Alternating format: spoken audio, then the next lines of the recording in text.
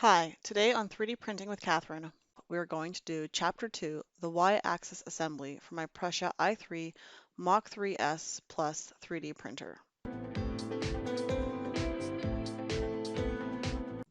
Chapter 2, Y-axis assembly. I'm going to be honest with you, before I started doing anything in this chapter, I read through all of the details as I was a bit intimidated with what I was getting myself into.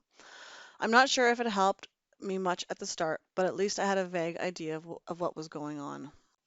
With everything nicely assembled in boxes, it's time to find my pieces. For the first steps of building this frame, I need 4 aluminum extrusions. They're sort of leg pieces.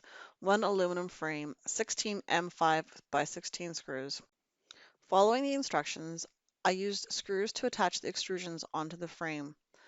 I used some boxes to stabilize the frame while I was assembling the first extrusions so that it wouldn't fall over. I made sure to double check that the correct extrusions were on the sticker side of the frame, so that's the long side legs on the sticker side.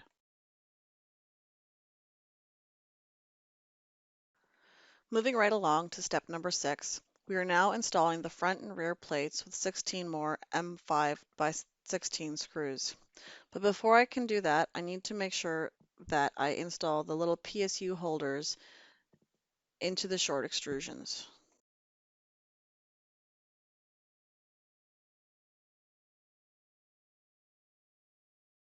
I've got my front and back plates installed. It's mostly level. I don't know if you can hear that, but it's just a little bit off. So I'm going to try to level it out based off of the directions they've given here. So I've loosened the screws on the long narrow side like they have said in the instructions. It says to hold down the extrusions and press them down on a flat surface. Based on my limited hand strength, this was not working, so I had to get some help from my husband to help hold it flat. So anyone who has small hands, this might be a challenge. My husband and I spent about an hour trying to level the frame. We managed to strip some screws and then decided to give up with the leveling of the frame. Weirdly enough, after about 3 hours of being left alone, it somehow self-leveled itself. Success! At least in our books, it was success. We have no more wobble, so we can keep moving forwards. Now a quick and easy task of installing rubber anti-vibration feet. The instructions say it's optional to do now or later. I'm going to do it now so that I don't have to worry about it later.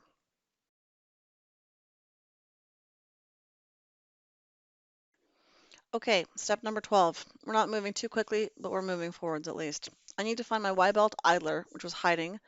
I need my bearing housing, 2 M3 by 10 screws, 1 M3 by 18 screw, and 2 M3N nuts, and 1 nylock nut as well. When dealing with these small nuts, I found using reverse tweezers helped to hold and insert the nuts into the required spots. But they did need to be pulled in with the screw method shown in Chapter 1, as the holes for the nuts are very tight. I also didn't tighten the Y idler too tightly against the frame, as I worried these printed pieces could break. Step 16 is to install the motor and the motor holder. I found the motor nicely packaged away in the motor box, and it was conveniently labeled Y-axis. Again, using my reverse tweezers and pulling the screw in method, I was able to attach the motor holder to the motor.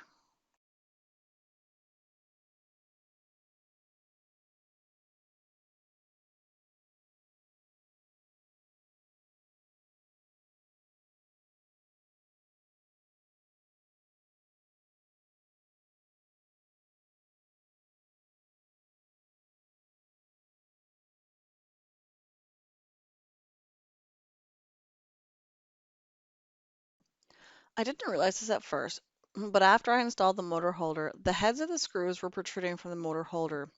So I did some quick digging, and I found that I was using 3 M12 screws instead of 3 M10s. It's actually very difficult to see the difference, so make sure you use the right ones. It's really hard to tell them apart, so I had to take the whole thing apart and try again. Now quickly using 2 more 3M10 screws, I attached the motor holder to the frame. Now moving along to the Y carriage installation. I need my Y carriage, 3 linear bearings, 3 bearing clips, 6 M3 by 12 screws, and matching nylock nuts. This assembly was tricky. Screwing the nuts and screws together was a trick, and I had to use pliers to help hold the nylock nuts stationary. Putting the linear bearings, clips, and screws and nuts together was actually much harder than I had hoped, but I managed to get it done.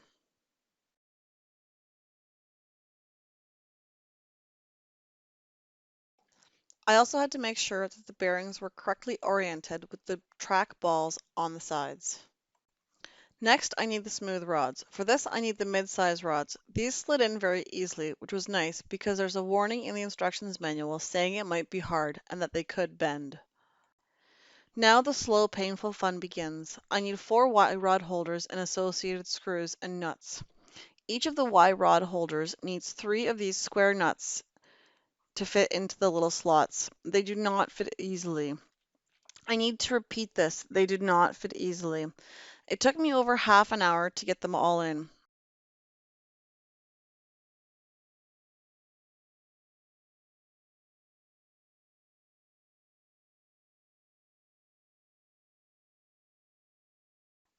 I found that if I could align the nut so it was just in a bit and push it against the tabletop while holding the Y rod holder straight, I was able to get the nuts to slide in faster, but not always.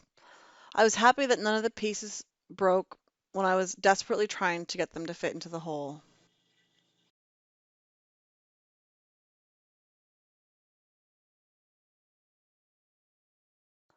Once all of the nuts are inside the Y rod holder, we get to gently slide them onto the smooth rod. Okay, it's time to align the Y carriage on top of the extruded aluminum and screw it in. Sounds simple enough, but again, aligning and making sure all of the pieces were straight took longer than planned.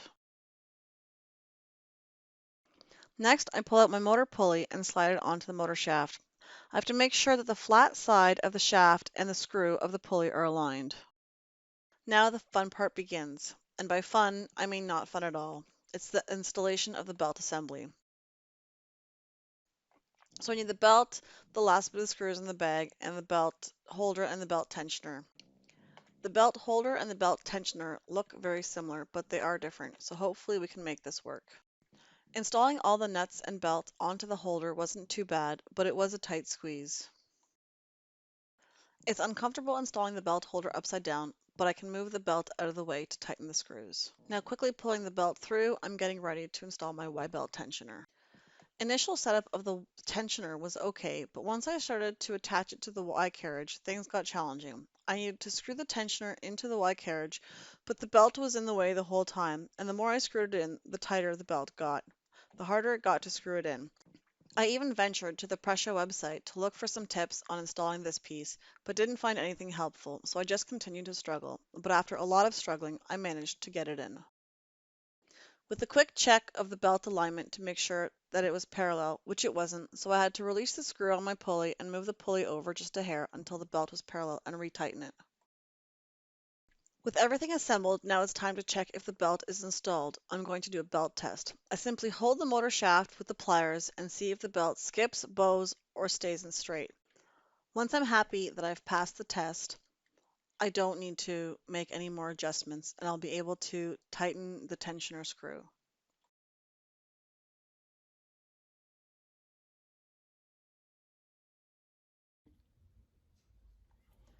So my y-axis moves all the way back and forth. Appears to be parallel, I think. Here.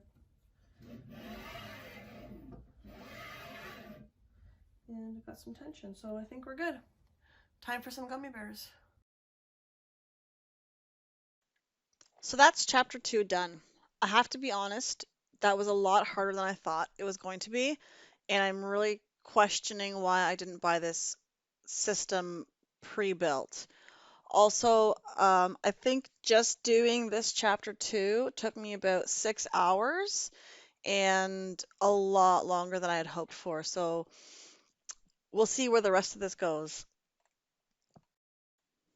Hopefully you've enjoyed chapter 2. I'm going to start chapter 3 next and keep recording them. Don't forget, if you like what you see, please click like, comment, or subscribe below. Thanks so much.